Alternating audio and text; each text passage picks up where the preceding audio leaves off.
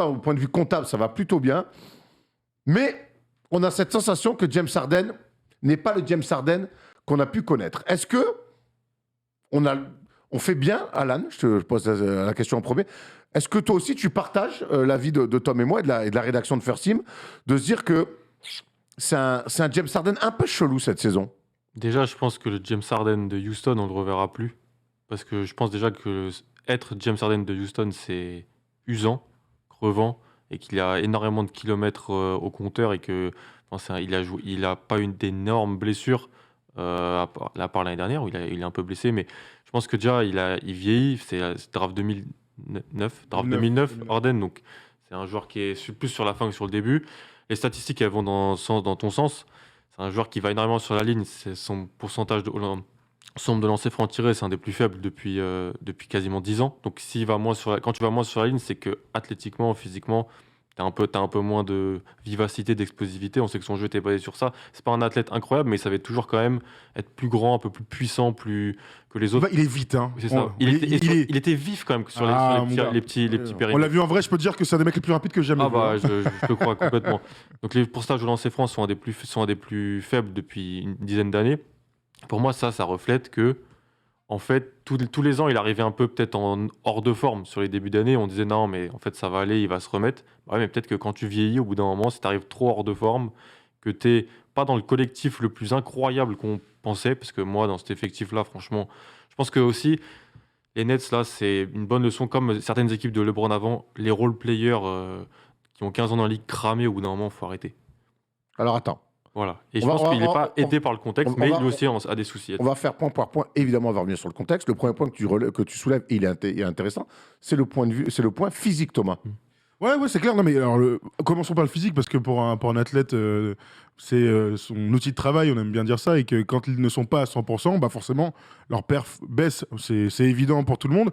Et je crois qu'on a tous cette sensation que James Harden ne joue pas à 100% depuis l'année dernière. Dans mon souvenir, il a, avec Kyrie et KD, les tout premiers mois où ils jouent ensemble, où il est à 100%, il n'y a aucun souci, même si on le trouvait gros côté Rockets à Houston. L'année dernière, il est incroyable avec Brooklyn. Il est incroyable, il est magnifique, il est fantastique. Là, j'ai la sensation qu'il ne s'est pas remis de sa blessure des playoffs l'année dernière. Je pense que comme il n'est pas à 100%, son jeu a changé. Il est beaucoup moins explosif. Et quand tu es moins explosif, tu es moins agressif. Alors, il y a peut-être le changement un peu des arbitres, là, dont on parle tout le temps, mais je ne veux pas croire qu'un joueur aussi fort soit autant impacté dans son jeu global. On voit beaucoup moins faire ses step back, on le voit aller chercher les fautes, mais beaucoup moins aller sur la ligne des lancers francs. On voit presque plus faire son tir drop contre qui ils ont perdu, contre les Warriors, là. À un moment, il fait un tir drop airball. Contre Phoenix aussi. Ouais. Contre Phoenix. Gros, il fait un truc, alors que c'est une machine de guerre. On sait que pour lui, c'est pénétration lay-up, pénétration teardrop, pénétration pick and roll, alley-oop, ou sinon son teardrop. Voilà, avec ces 4 armes-là, il met 40 points par match, le mec. Il n'arrive plus à placer ses go-to-move. Et ça, pour moi, c'est soit le signe d'un mec qui n'est pas en confiance, chelou, soit c'est le signe d'un mec qui n'est pas à 100%. Alors, j'entends votre argumentation sur le physique. J'ai pas envie d'y croire. Moi, je suis plutôt dans la confiance. Et dans la dernière déclaration qu'il a faite, d'ailleurs, ça va plutôt dans mon sens, hein, désolé messieurs. Moi, j'ai du mal à croire, même si tu as raison, que ces années Houston, je pense qu'il a dû laisser des plumes, évidemment. Il n'empêche qu'il est trop malin, trop intelligent pour déjà ne plus pouvoir avoir assez de gaz. J'essaie de trouver quand scorer, quand diriger l'attaque, quand faire un peu de tout. C'est un peu difficile. Et moi, cette déclat, mais elle me... Waouh! Est-ce que tu as vu comment il l'a dit? Parce que là, on le voit écrit, mais il le dit sur un post-game. Il est affalé comme ça, avec KD à côté. Attitude plus que douteuse. C'est pas genre, je me remets en truc. Il fait, non, franchement, vous vous rendez pas compte, c'est dur là ce que je vis. Frérot, ça fait 10 ans que t'es en NBA, t'es un des meilleurs, t'es peut-être le meilleur pour ce rôle-là, et t'as un problème avec ça. Moi, j'ai trouvé ça très étonnant. Moi, j'ai trouvé ça très, très étonnant, et du coup, je me suis posé la question, je me suis dit, mais qu'est-ce qui est si dur, en fait? Alors, on va revenir un petit peu sur les role-players, parce que c'est vrai qu'il y a des mecs bien cramés dans cette équipe. On pense notamment à Paul Millsap, que j'ai refusé à Malakoff. Je ne sais pas comment il a pu signer chez Vous voulez jouer meneur en même temps, donc.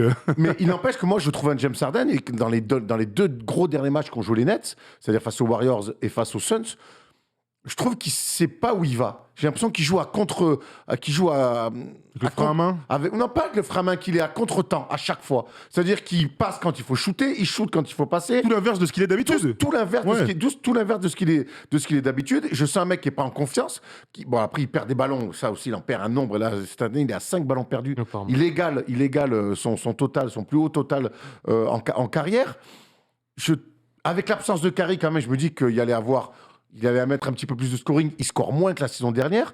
Moi, j'ai vraiment la sensation que c'est pour moi un problème où il ne se retrouve pas. Il est même, je vais même dire plus, il est perdu dans ce système Nets. Ouais, mais t'as raison, mais tu dis ça comme si on n'avait pas eu l'échantillon avec sa blessure l'année dernière. Je vous rappelle que l'année dernière, quand les trois sont là avec Kyrie, c'est peut-être la meilleure équipe de tous les temps en attaque. Sur le rating, ils sont à 118, c'est complètement démentiel. Il n'y a que les Warriors de KD qui arrivent à ce niveau-là en termes d'alchimie d'équipe, d'adresse, d'ISO, de jeu, de passing game. L'année dernière, tout allait bien. Pourtant, c'était le même coach. Il n'y avait pas trop de passing game. Hein. L'année dernière, il y avait pas de passing game, mais il y avait des mecs qui étaient dans leur zone. Voilà. Mais ça suffit, ça, quand t'as Kyrie, machin et truc. Comme moi, pour moi, le passing game, c'est pas forcément faire 5 passes sur un truc. Hein. C'est de passer la balle au bon mec, au bon endroit, au bon moment. C'est aussi ça le passing game. Et tout se passait très bien l'année dernière. Donc, c'est pour ça que s'ils avaient changé de coach, j'irais dans ton sens. Mais là, au bout d'un moment, c'est le même coach que l'année dernière. Ça fait 1 an qu'ils jouent ensemble. Le système, il est quand même archi basique. J'ai quand même du mal à croire que c'est la faute du Pour moi, système. tu dois changer le système s'il n'y a pas Kyrie, en fait. Parce que l'année dernière, en fait, c'est l'équipe qui joue le plus d'ISO en NBA. Normalement, quand tu joues autant d'ISO, tu peux pas avoir une bonne attaque. Eux, ils y arrivent parce qu'en fait, ils ont deux des meilleurs joueurs d'ISO de la ligue, et quand il y a Kyrie, 3 des meilleurs joueurs d'ISO de la ligue. Le truc, c'est qu'à côté, les role-players sont pas excellents, mais ils sont pas non plus méga responsabilisés. Je trouve qu'on a peut-être surcoté la profondeur des Nets, ou ce qu'ils ont fait un peu dans leur effectif.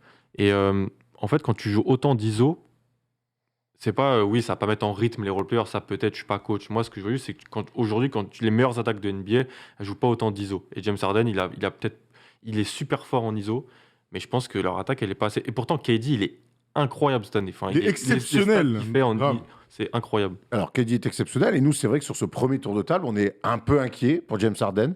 Heureusement qu'il y a des gens qui nous regardent et qui nous suivent et qui sont pas d'accord avec nous. Et notamment Mathis, par exemple, je dis ça au hasard, Mathis qui nous a appelé pour nous dire que lui, il n'était pas si pessimiste que ça autour du cas de James Harden. Salut, bonsoir Mathis. Il est là normalement, me dit Pollux, donc on va attendre Mathis gentiment. Salut Mathis. Mathis. Je l'entends de loin. Bon, Mathis va peut-être pas tarder à arriver. Moi, je pense que pour revenir à cette décla, est-ce que c'est pas un message caché pour dire...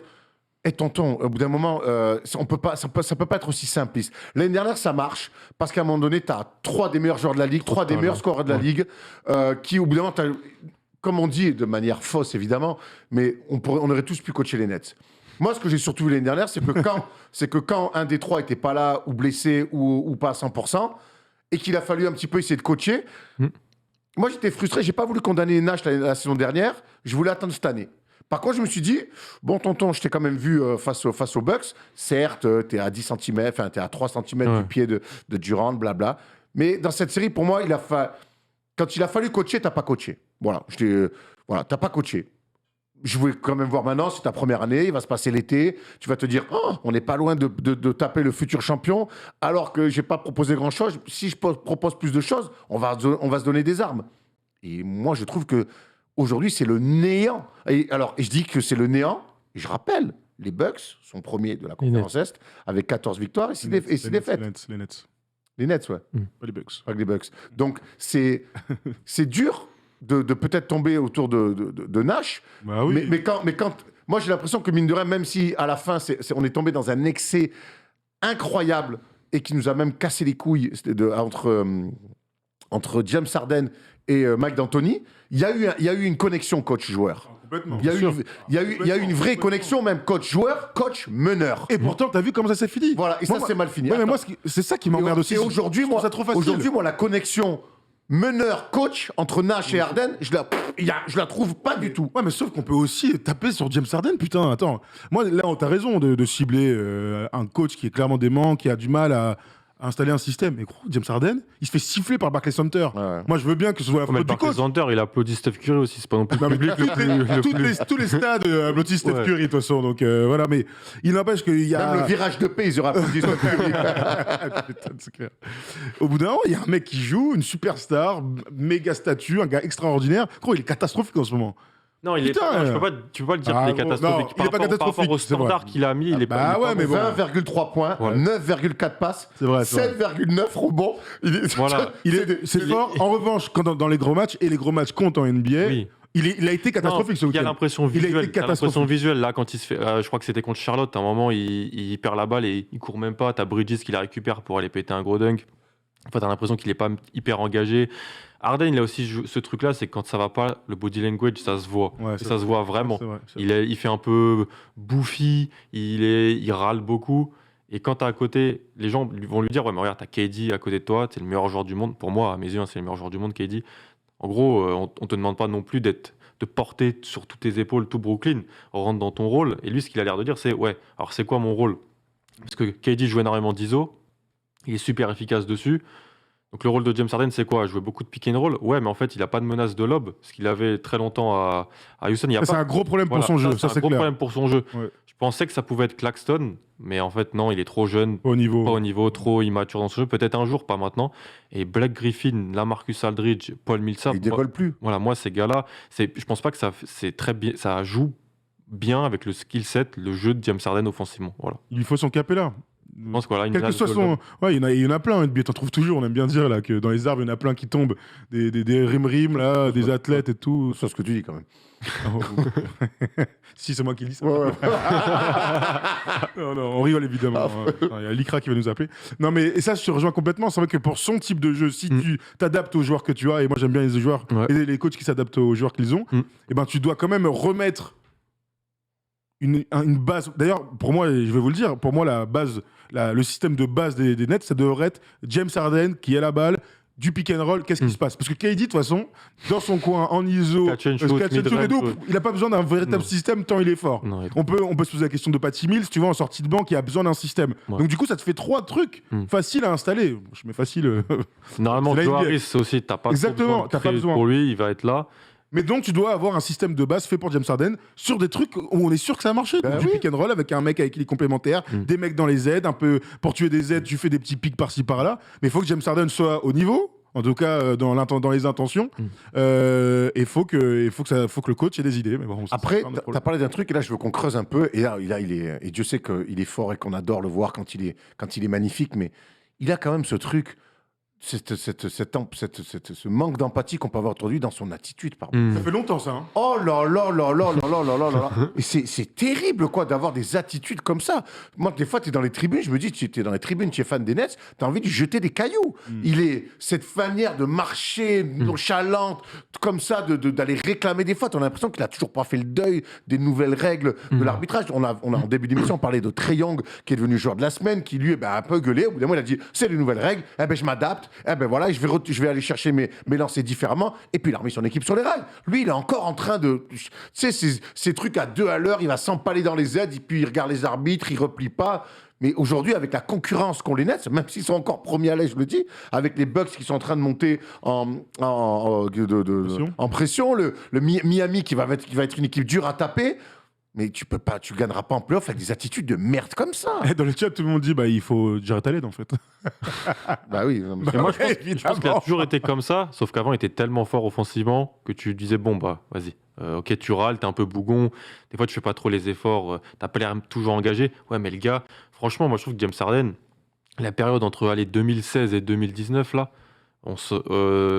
c'est all-time ce qu'il fait en termes de scoring. Alors, il y avait le système... Pour moi, ils sont... Mais Alan, il n'y a pas si longtemps, ça. Non. Tu te rends compte qu'il Mais- y a 2 ans, Non. il y a 2 ans, on en parle comme peut-être le meilleur attaquant de l'histoire, Ouais, inarrêtable, des moyennes C'est clair, exceptionnelles. c'est clair. Aujourd'hui, on parle d'un mec on se dit, mais il n'arrive plus à lire Moi, ce qui me rend fou, c'est qu'il n'arrive même plus à jouer. On a l'impression que des fois, il n'arrive même plus à jouer juste. Tu perds des balles grossières. Ouais. Ouais, oui. C'est une mauvaise passe, ça, pour le Moi, coup. je pense là, là les 20 matchs d'échantillon, j'espère, hein, je peux me tromper. Je pense que c'est le plus mauvais qu'on verra James Harden de la saison. Je pense que Ouais, ça, c'est clair. et ça reste quand même très bon. Ça reste quand même un joueur j'allais dire de niveau All-Star. Oui, pour moi, Oui, c'est un joueur oui, de niveau bah oui, All-Star. mais bien sûr. Ça reste un joueur de niveau. 29 et 8, oui, de toute Non, façon. mais moi, Ouais. ça me fait penser un peu en fait, au début de saison l'année dernière de Westbrook, où en fait, tu sens qu'il n'est pas à 100%, que du coup, il n'est pas à 100%, donc il force, donc il met pas un tir. Enfin, tu sais, La blessure l'année tous des dernière, règles. ouais. Tous des règles. Ils l'ont fait revenir Harden, et tout. voilà. La blessure, Clair. il se blesse au game 1, ils le font revenir parce qu'en fait, C'est lui parce que Kyrie qui se demande à blesse. revenir. Hein. Voilà, parce que Kyrie se blesse aussi. Je pense qu'ils avaient très envie de faire ce run de playoff tous ensemble et de gagner la première année là où ils sont mis tous ensemble. James Harden, il vient, il est à 24%, le mec, hein, Voilà. pas plus. Hein, il peut même pas Il- courir. Ah oui, oui. Exactement. C'est fou. Après, C'est fou. Et je pense pas qu'il s'est remis à 100%. Et à cet âge-là, tu te remets peut-être pas à 100% comme tu te remets à 25 ans. Non, ça c'est clair. Ça, c'est clair. Mais moi, je suis quand même assez surpris en l'absence de Kyrie. Et pourtant, je te dis, je répète ces stats, hein, 20, 9 et 8. Ouais, mais ça veut pas tout dire. Donne-moi ses pourcentages, donne-moi. Ça y est. Bah, Tu vois, il est à 7% de moins que la saison dernière. C'est énorme. C'est énorme. Il Ah, a voilà, 40%. L'année dernière, il était à 47. Les mecs ont tellement un tel volume de jeu. Il accède moins au cercle, Ouais, j'ai il- l'impression. Ben oui, non mais il a un tel volume de jeu, il joue tellement de ballons. Encore heureux qu'il fasse 20 points. C'est James Harden le type. Parce que, les gars, Tu vois ce que je veux dire? moi, C'est ça. moi, en début d'année, quand Kyrie, c'est Kyrie, il veut pas se vacciner, il joue pas, bon, très bien. Mais je me dis, mais attends, les Nets, au final, bon, c'est une énorme perte. Mais quand tu as un duo Bah, Durant-Harden, mais tu peux gagner, tu peux être champion NBA. bah, mais pour, bien pour- sûr. pour moi, ils avaient 2 des 8 meilleurs joueurs de la ligue, ou 2 des 10, allez, si on veut classer. Donc pour moi, rien que pour ça, t'es favori au titre. Bah, on est d'accord En là-dessus. réalité. Parce que l'NBA, c'est une ligue où les superstars dominent et où c'est les superstars qui t'amènent au bout. Donc moi, j'avais pas de doute. Et en fait, tu le dis, ils sont premiers, mais c'est l'aspect visuel, l'aspect, comme tu l'as dit, Tom, dans les matchs importants, les matchs sur télé nationale où ils se font Warriors Suns, hein. un peu taper 2 fois chez eux, pas Et très vilain, bien. hein. Oh, Vilain, le Warriors, il est incroyable. Hein. Ouais, le mardi Même les soir, là. Suns, hein. Ouais, ouais. Les Suns, ils reviennent à la Ouais, fin, mais ils sont à moins 20 à la maison. Ouais, ouais, c'est vrai. Il n'y a pas de Sifflé, débat. sifflé. Il n'y a pas de débat sur qui est la meilleure équipe des deux, quoi, quand tu regardes. Je les ai même vus la semaine dernière contre Orlando à la maison. Ils sont dans une fin de match serrée, hein, contre Orlando. Et où Harden doit jouer un peu des coudes et tout. Et normalement, Orlando, l'année dernière, Brooklyn, c'est plus 30. Hein, c'est tarif. Ils sont moins impressionnants. Et Harden, pour moi, n'est pas à 100% physiquement. Et le contexte n'est pas exceptionnel. Alors, le contexte, allons-y justement. On a parlé un petit peu du coaching staff, notamment de Steve Nash. C'est vrai que même le supporting cast autour de lui, alors il y a des soldats, bon, on aime beaucoup Bruce Brown Jr. par exemple. J'aime beaucoup moins Carter par exemple, tu vois. Javon Carter. Javon Carter, j'ai quand même beaucoup de mal. Phoenix est très content d'avoir fait l'échange contre Shamet. Oui, Ouais, tu mais m'étonnes. on savait tous que Ouais. c'était une bonne affaire. Hein. Tu m'étonnes. Et c'est vrai que quelque part, alors Houston a poussé à l'extrême d'avoir de l'entourer avec des mecs qui fitaient bien avec lui. PJ Tucker, Capella, Ariza. Mais là, on a l'impression que Durant avec Durant, de toute façon, il pourrait mettre Thomas avec Durant, ça fit très bien.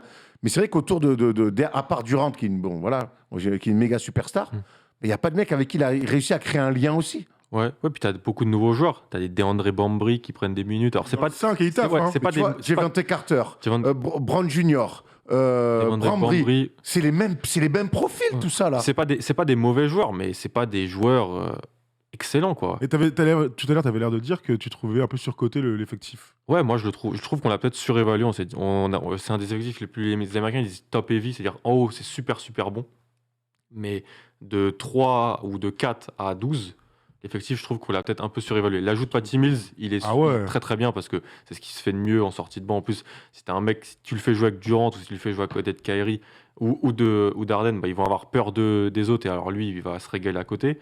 Nous, peut-être, les analyses draft et tout, on avait surcoté parce qu'on adorait les joueurs qui sont draftés, mais en réalité, je pense pas que Cam Thomas et tout sont prêts à jouer. C'est des bons joueurs de basket, mais Mais aujourd'hui, ils n'ont pas besoin de ça, surtout voilà, les Nets. ils veulent jouer le titre. Cam donc, Thomas, c'est un c'est un scoreur. score d'ISO, voilà. C'est un scoreur. Ils n'ont pas besoin de ça Non, aujourd'hui, ils ont pas même besoin si de ça. c'est un bon joueur. Complètement. Et là, par contre, là où je trouve qu'il y a un trou, et on l'a vu contre un peu les Warriors en plus, mais surtout contre les Suns, Phoenix, ouais. ils se sont Val fait Magui. démonter au rebond. Ouais. Et ça, Ah oui, mais De- depuis qu'ils sont le trio est formé, on sait qu'ils ont une faiblesse à l'intérieur Ouais. sur la dissuasion et ils avaient DeAndre Jordan qui est plus que l'ombre de lui-même, mais il n'empêche qu'ils avaient un gars qui ressemblait à ce qu'il leur fallait. Sauf qu'aujourd'hui ils sont à poil, hein. Ils sont à poil. petits, ouais, Ils ont que des postes 4. Ils sont petits et Ils ont vieux. que des postes 4. Petits et vieux. Ça fait beaucoup, hein. Voilà, petits. Ça fait beaucoup. Ils sont petits et vieux. Je pense que même, ils pensaient que Claxton débute dans le 5 cette année. Les premiers matchs, Ouais, c'est ouais. lui qui est dans C'est le très dur. Hein. C'est dur. Il est jeune, peut-être une il erreur. est arrivé très waouh de l'université, c'est-à-dire pas du tout poli et tout ça. C'est un physique. Je pense que il peut aider, mais il n'a pas le niveau pour les joutes de playoff, pour les Et on gros le matchs. sait, honnêtement. Ça, moi, ces mecs-là, et je sais que tu m'en avais parlé de Nico Claxton. Nick Claxton. Ouais. Ni- Déçu, toi, j'espère quand même. Hein T'es déçu de lui.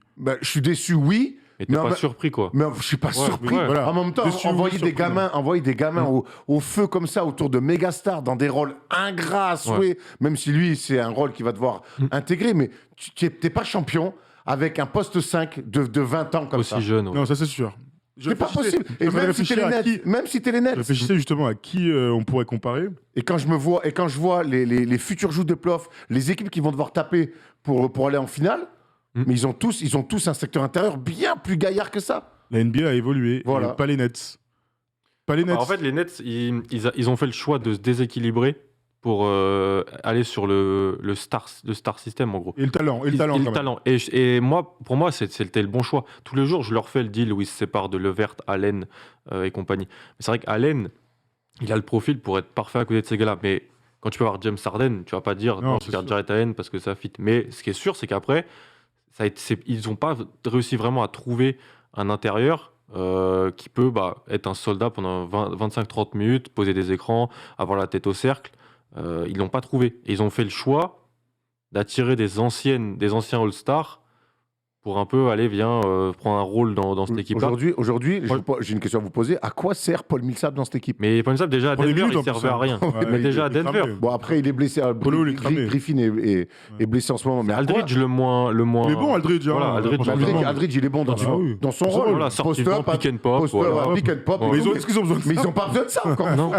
Encore. Non. On salue Romain Leroy qui nous regarde. Ah, bah, on t'embrasse. On embrasse de l'assistant de la SIG Strasbourg embrasse Romain. qui peut enfin nous regarder, c'est ce qu'il vient de me dire. Avec coup de profite, mon ami.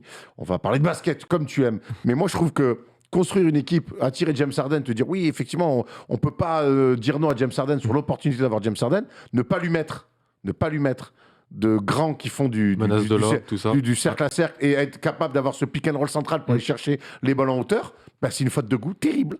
C'est Ils n'ont une- pas réussi à trouver pour l'instant. Et, Ils ont préféré, et c'est surprenant du staff des Nets, hein, Bah oui, qui nous je avait remarque. habitués à mieux réfléchir. Non, c'est clair. Non, on est plutôt Et d'accord. Steve sur ça. Nash, qui a passé sa carrière, sa vie, avec Amaris Stoudemire, a fait des pick and roll centrales avec des grands à les chercher dans les lobes, ben là aussi, je comprends pas trop, quoi. Je m'interroge un peu. Il est dans le staff, il a qu'à jouer, lui. Tant qu'à faire, Amaré. En réalité, l'argent de Patty Mills, même si Patty Mills c'est un très bon ajout, c'est une mid-level qu'ils ont donné à Patty Je suis Mills. d'accord avec Ils toi. auraient pu la donner à un intérieur. Voilà, un intérieur. Alors je sais plus qui y avait vraiment sur le marché qui J'essaie de regarder, attends. qui a pris cette année un contrat de ce type-là, mais ils ont encore une fois essayé de travailler le déséquilibre pour être super fort là où ils pouvaient être. C'est Sampaoli, en fait, Et en se disant que ça allait C'est gommer. Sampaoli, en Ouais, fait, le GM des Nets, à force, avec en le se disant que ça allait déséquilibre. gommer là, les petits soucis de l'équipe. Résultat, c'est vrai qu'on voit le domaine intérieur qui est un peu problématique, mais je pense Mais que l'année dernière, pour moi, ça aurait pu marcher. oui. Sans- Ah, mais L'année dernière, ça aurait pu marcher parce que les trois. moi, je les ai en pris attaque- les trois au premier tour l'an dernier. Ouais. Ah oui, normal. C'est irréel. Les trois en attaque, de toute façon, t'avais qu'à donner la balle et ça marchait. C'était indéfendable. En plus, James Harden était dans une justesse. Ouais. Son pick and roll, c'était. Il avait c'était- trouvé les bonnes rotations. Exactement. Et les deux autres en ISO, en sortie d'écran, c'était trop fort. Bon, Kyrie s'est blessé, mais cette année, sans Kyrie, il faut rajouter une corde en plus à l'arc. Et j'ai l'impression qu'ils l'ont pas, cette corde. Je vous donne vite fait, là, comme ça, pêle-mêle, On a énormément d'attentes sur eux, et c'est normal. les, Ils restent premiers, comme tu l'as dit. les pivots qui étaient en fin de contrat. Alors, il y a du restricted, hein, donc évidemment, tu peux pas t'aligner, mais je vous donne comme ça tous les mecs qui ont re-signé du plus cher au moins cher. Jarrett Allen. Richard Holmes a pris 46 millions avec les Kings. Daniel Tice. Nerlens Noel. Ça, c'est très bien déjà. Trois- tu vois. Quoi Holmes, tu le fous chez les Ah, mais Nets. bon, ils avaient pas- C'est un peu cher. C'est Mais cher, c'est un cher. peu cher, mais c'est 11 millions la saison, c'est un peu cher. Mais- Mais je vous donne comme ça, vous me Les dites ce que vous deux en que t'as dit, pensez. la taille, c'est. Daniel Tice, peut-être pas, c'est pas exactement Non. ce qu'il leur faut. Nerlens Noel, c'est exactement ce qu'il leur faut, Nerlens, ouais. clairement. Donc il a pris quand même 9 millions la saison du côté des Knicks pendant 3 ans. Zach Collins, bon, c'est pas un pivot. Alex Len, Non. Willie Hernan Gomez, Boban. Non. Javal Magui était sur le marché, il a préféré aller aux Suns. Il a bien fait, Ouais. je pense, mais c'est exactement ce qu'il. Javel, ça aurait été Ah, très bien. Javel Magui, ça aurait été exceptionnel. Très très bien. C'est exactement ce qu'il leur faut. Quand on Complètement. voit le chantier qu'il fait derrière Eaton et quand Eaton même est Ouais, pas là et qu'il Quand il joue avec start. Chris Paul et tout, Oh là là, quel bonheur. c'est grave. Je vous donne quelques noms encore. Robin Lopez, est-ce que vous aurez signé Robin Lopez? Non. Georgi Dieng, Tony Bradley. Tony Bradley, il est, tu réfléchis. il est backup aux Bulls et il est pas affreux quand il joue aux Bulls. Bon défenseur, correct. Après, c'est pas grand, c'est pas vite, c'est pas flashy. Non. T'imagines, t'es joueur NBA, on te dit ouais, t'es pas affreux. C'est un joueur NBA. hein. C'est relou quand même. Alors que t'es un joueur NBA. Tu joues NBA, ouais, bah je t'ai vu Voilà. jouer. Bon, t'es pas Après, affreux. voilà, le poste de pivot, il est compliqué. Tu vois, il y a des très très très bons joueurs. Il y a beaucoup de joueurs moyens, tout ça. C'est dur de trouver les joueurs Ah, c'est moyens clair, sur c'est qui ils auraient pu donner cet Le argent-là. truc, c'est que quand tu as James Harden, tu peux transformer des mecs moyens en des joueurs, en des mecs efficaces. Et je te donne les derniers joueurs pour arrêter ça, mais Dwight Howard, Hassan Whiteside, André Drummond, voire même Cody Zeller. Même Cody Zeller, très bien, mais pas trop menace de lob, on va pas se mentir. Ouais, mais Dwight Howard, tu vois, quand Ouais. tu vois Et même que moi, le même Drummond, bourbier... j'ai été très très dur avec lui, mais avec Philly, c'est pas affreux. Ah, il est même bon, sur ce cette honneur, hein. séquence. Non, mais attends, là, Drummond, je pense relancé, que... le gars. avec le recul, je pense que les Nets, ils lui font tapis rouge. Hein. Ouais, Ah, mais- au tarot, oui, à ce tarot-là, ouais. Ah, gros, moi je te dis, bref. Écoute, qu'est-ce que vous attendez maintenant des Nets sur la suite de cette saison? On le rappelle, ça fait 4 fois que je le dis, mais on les tabasse comme s'ils étaient 8e de l'Est. Ils sont premiers. Ah oui, ils sont premiers. Ils sont premiers avec un Kevin Durant fantastique et un James Harden qui, pour l'instant, n'est pas à 100%, que ce soit dans la tête ou physiquement. On n'a pas vraiment encore d'éléments. Mais en tout cas, on voit un James Harden qu'on ne retrouve pas. Mais donc, ça peut peut-être qu'aller mieux, finalement. On a l'impression, si James Harden va mieux, Ah ouais. on se dit que les Nets iront forcément mieux. Ouais, complètement. Les clés sont dans les mains de James Harden. Je regardais un peu en termes de rating où est-ce qu'ils étaient. C'est la 11e attaque de NBA au rating. Et c'est la 8e défense de NBA. Donc c'est quand même marrant qu'ils soient 11 et 8 et premier de l'Est. En général, tu es top 5 dans les deux catégories ou au moins top 3 dans l'une des deux quand tu es premier d'une conférence. Mais c'est dire combien cette NBA, là, ce début de saison, est un peu bizarre et que les équipes ont du mal à enchaîner ou à se mettre en place. Il y a des blessures et ainsi de suite. Donc c'est pour ça que c'est un peu un trompe-l'œil cette première place. Pas qu'ils ne le méritent pas, ils ont le bilan pour, mais tu n'as pas la sensation visuelle. Donc je crois quand même qu'il y a quand même, il y a quand même des, troisième fois quand même en une phrase, c'est magnifique, des ajustements à avoir. Joe Harris, sa blessure, même s'il n'a pas été bon, c'est un élément très important de cet effectif. Du coup, tu as des gars qui peuvent en profiter. Je vois Bambry, par exemple, c'est tout à fait comme Brown Jr., c'est des mecs très importants. C'est vraiment des chaînons manquants lorsque tu as les 4 superstars ou au moins 4 super joueurs sur le terrain. Ils arrivent toujours à la jouer fine, à aller chercher des backdoors, à aller chercher du rebond off. Et Bambry a été très bon, par exemple, contre les Suns. C'est la nouvelle expression des Américains, ça, c'est « he's a great cutter ». Exactement. Ils disent, et DeAndre Bambry est tout à fait ce type de joueur-là, Tout à fait. sans ballon, qui défend, qui court et qui propose des Et solutions. il y aura toujours des paniers Voilà. faciles Et parce si que tu tout le les monde est oublies, focus. si tu les oublies, hop, ils mettent des couplines de fond. Donc ça, et, c'est ils mettent des important dans paniers. l'effectif et dans le système, enfin, le semblant de système proposé par les Nets. Donc on a quand même envie d'avoir une évolution dans le jeu. On en parle pour le PSG souvent. Et ben ça marche pour les Nets. Installe un truc, on voit si ça marche pas, mais en tout cas, donne des grandes guidelines, l'équipe en a besoin. On n'a pas pu avoir d'auditeurs, on devait avoir Mathis, mais on n'a pas réussi à l'avoir. Je ne sais pas, Polo, s'il y a des mecs en régie qui veulent parler des Nets. J'aurais aimé avoir un auditeur, avoir son avis peut-être différent du nôtre autour de la table. Est-ce qu'il y a des commentaires qui sont plutôt plus Normalement, déjà, quand t'as Kevin Durant, James Harden, tu peux pas avoir le 11e rating offensif. Là, pour moi, ça prouve qu'il y a un problème. Ouais. Ça, ces deux joueurs-là, je pense que tu es top 5 au top rating. 5, ouais. T'es top 5 au rating. Donc ça prouve que l'attaque marche pas si bien que ça, malgré la saison incroyable de Kevin Durant et malgré le fait que oui, on peut être dur avec James Harden, mais ça reste un attaquant incroyable. Je pense que Mais on ouais, est dur avec lui parce qu'on attend. bien sûr. Il nous a habitués à l'excellence. Parce que c'est le titre ou rien pour Brooklyn cette année. Voilà, faut pas se mentir. C'est le titre ou rien. C'est comme quand on tombe sur Russell Westbrook. Mm. Mais effectivement, je vais pas juger Russell Westbrook comme je vais juger Jeff Teague. Non, Voilà, au complètement. bout d'un moment, c'est parce que là, on parle d'excellence. Bien sûr. Donc, dans l'excellence, on est dur avec ces gens-là Bien plus sûr, qu'avec les bien autres. sûr. Complètement. Et il y a un gars, son pseudo, c'est Romain Lesca, le GOAT. Il a dit il y a Fernando Raposo qui est dispo. Passe l'OB. Régalade. Passe l'OB, cercle à cercle. Il va manquer un peu de centimètres. Régalade. Fernando qu'on embrasse. Je Qu'on sais pas où embrasse. je sais pas où il joue maintenant. Ah, j'ai aucune idée, mais en tout cas, ça m'a bien fait rire. J'adore. Formé à l'élan Bernet. Tout à fait. Ah bah, C'est ta génération, ça il est plus vieux, je pense. Hein. Je dirais qu'il est un tout petit peu plus vieux.